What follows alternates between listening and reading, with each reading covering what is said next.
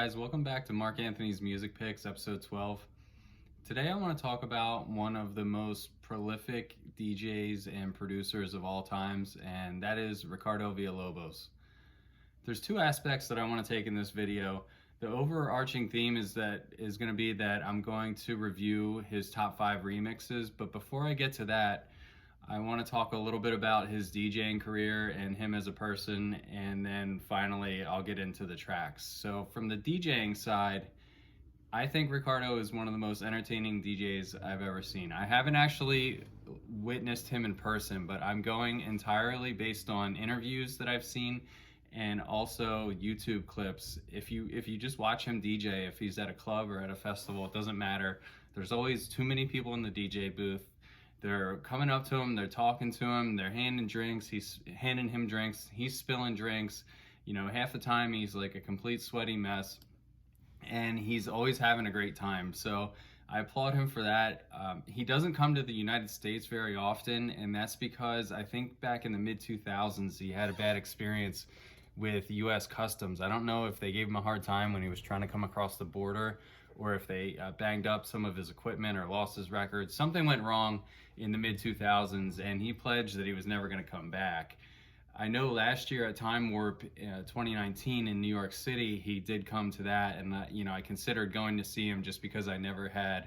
But you hear all these epic stories about him where he can either be very energetic and off the hook in the DJ booth, or he can be completely boring. And I think that's one of the other things about him, about Ricardo, is how he polarizes people. People truly love or hate this guy, and I think that extends, maybe I shouldn't say that they love or hate him, but they love or hate his music. And the reason I think that people dislike his music, there's a few of them. Number one, he makes long tracks.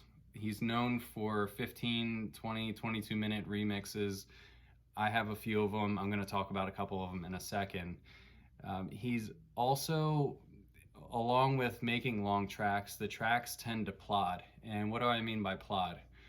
Kind of farty bass lines, the opposite of a track that chugs. Low energy percussion, weird effects, and it just has a tendency to kind of like dig you down, spiral you down, instead of spinning you up, so to speak, the way that he arranges his music.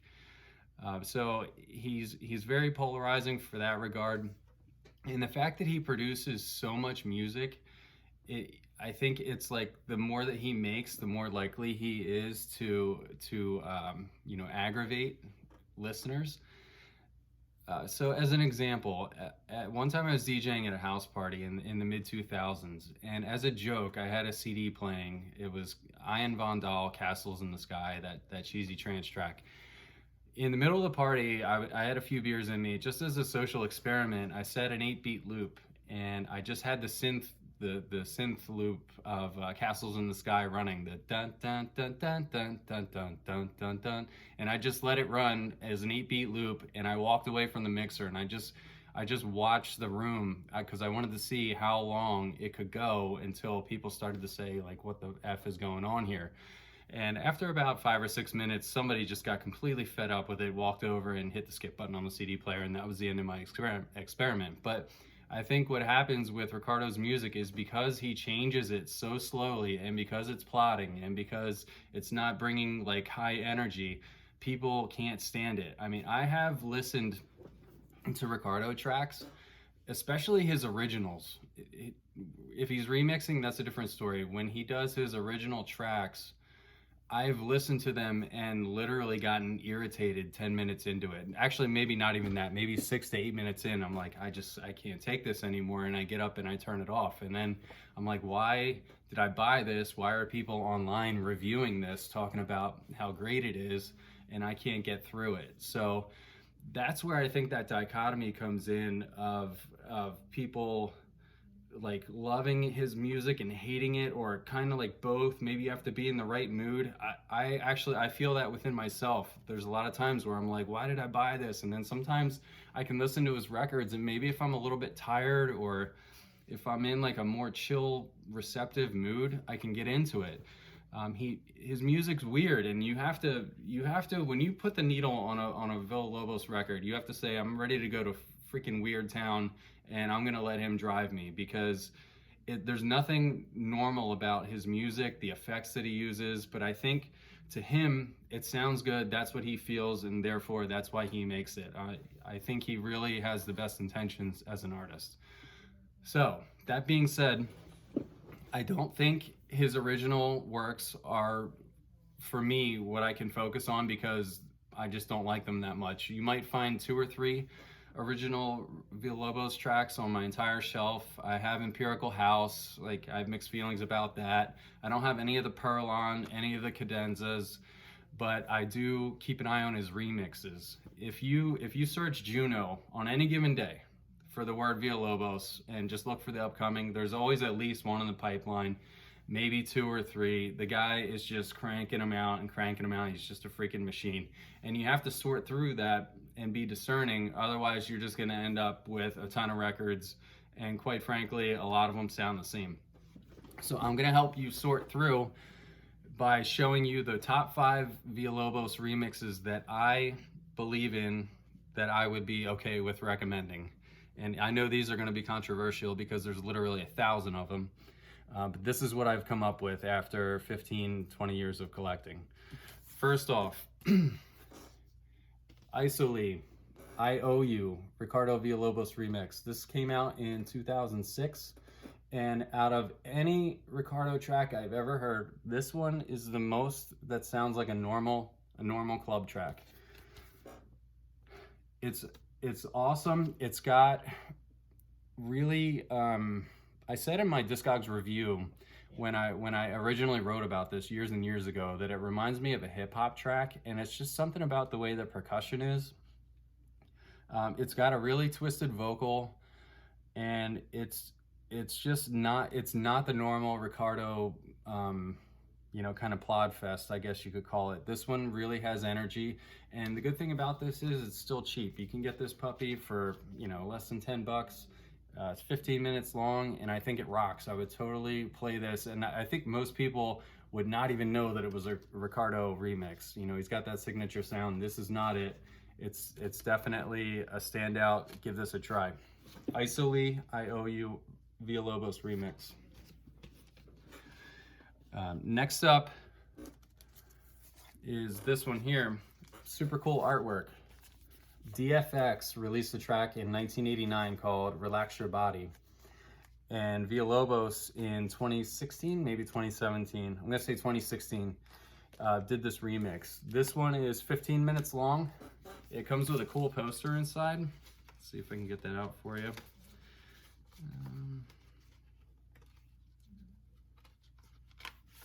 Let's see here. Let's see if I can show you guys the poster quick. Really cool poster. It's just like a blown up version of the artwork on the cover, and the music is really cool. The original DFX track is badass, man. I totally recommend that. That's for like a more energetic club set, and if you want to get wacky after hours, which is what Villalobos tracks are really known for, his remix is really good. He adds some percussion that gives it a semi-chug. I'm not gonna say that it's a chugging beat, but out of his modern remixes, this one has more energy than most, so give this a try. I think where Ricardo thrives and why I've chosen to do all these remixes is because when he pairs up with somebody else, he's applying his sound to an already existing track, and you're getting a melding as opposed to him just being left to his own devices where he can really go off on some wacky ass tangents. Here, I think when he's remixing, there's something else to fuse with, and it's better as a blend. I'll say it that way. Next up, a vinyl that a bunch of you are probably already familiar with if you guys are like serious heads. This is the Recomposed remix set. This has a Carl Craig remix on the flip side, which is totally wicked too. I highly recommend that. But the Villalobos remix is one called Uli Mein Pony Off. Don't know what that means, but this has like a classical kind of melodic theme, running through it, another like 12 to 15 minute jam sesh. It's a little bit upbeat, like 128 beats per minute. I saw on Discogs, and I think the melody in this is what makes it unique. It gives it a little bit of charm, and it's like Villalobos plus classical melody, and the output is really interesting. Nice thick plate. I mean, this thing's like beefy. When you put it on the table, this thing ain't warping. It's thick, and it's heavy as hell, and it's like, it seems like it's pressed to last 1,000 years. So check this out. Easy to get, 10-15 bucks on Discogs. Let's see, what do we got left? This one here, this is a repress. This is the Hale Bopp the Comet. This is the Hale Bopp remix. This is the 2018 repress. For a while, you couldn't get the original for very cheap. The original came out, or the original vinyl of this came out in 2013, and it was like I said, pricing at $30 to $40, and I wanted it, but I couldn't get it. And then, like, it was one of those things where I added it to my Juno want list, and one day the restock came in, and I said, oh my gosh, I can't believe it. So I got it. This is really high energy. This was mixed into, I discovered the track initially by way of Naveen G. In one of his opening sets for John Digweed, he played this, and out of this, he mixed into, of all things, Stefan K. Numb, the track on Saw Recordings from like 2005, which is actually like borderline psytrance Goa.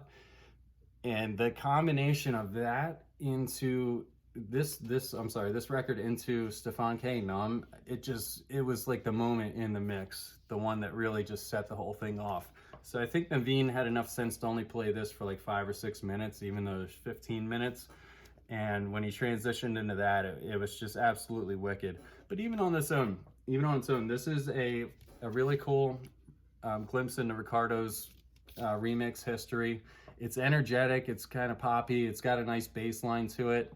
And I can say that it's way more entertaining than most of his remixes that he's got out there. So give this one a listen.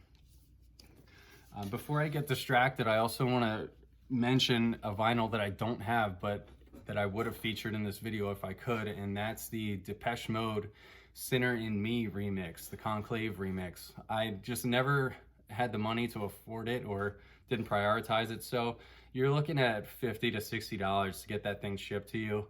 But Ricardo plus Depeche Mode talking about sinning, and the irony of that track being played at parties where people are sinning, I think makes it so cool. And musically, it was from the 06-07 era where Ricardo, I think, was using more interesting percussions in his tracks. So honorable mention to that. I didn't forget it, I just don't have it to show you. And number one, the one that probably you guys already know, is the Skull Disco Blood on My Hands remix. A little bit obvious for first place, but really wicked. I think this is cool just because I love the Skull Disco artwork. I always have. I don't like their sound that much, so when they mixed a house artist with the Skull Disco aesthetic, I was like, man, I gotta get this. And this has sold thousands and thousands of copies. I've seen restocks on Juno. You can get it for $5 or $10 if plus shipping if you get it on the right day. I first heard this, well, I had the record for a long time, but I heard it out at a party, at an outdoor party, and a DJ just kind of like put it into a set. I don't know if the BPM is high or low. I'd actually have to like do it on a BPM counter. It's hard to mix. I think the guy just like dropped it into his set and just like wung it.